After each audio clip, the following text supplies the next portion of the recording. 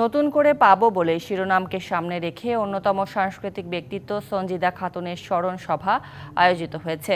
সন্ধ্যায় ছায়ানটে এই সভা অনুষ্ঠিত হয়। ছায়ানট জাতীয় রবীন্দ্রসঙ্গীত সম্মেলন পরিষদ, নালন্দা উচ্চ বিদ্যালয়, কণ্ঠশীলন ও ব্রতচারীর যৌথ আয়োজনে এই স্মরণ সভা অনুষ্ঠিত হয়।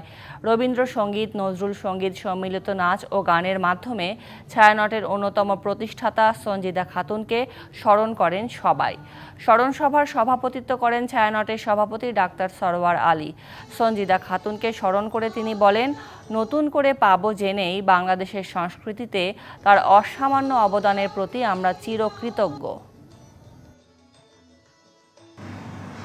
স্কুল আর মিয়াবাজার থেকে যে দীর্ঘ 4 বছর মানুষ এই ছায়ানট সংস্কৃতি ভবনে এসেছে এবং এখানে সব বেরোতে চাননি, তাদের একটা অস্বস্তি, একটা ভরসার জায়গা ছাড়িয়ে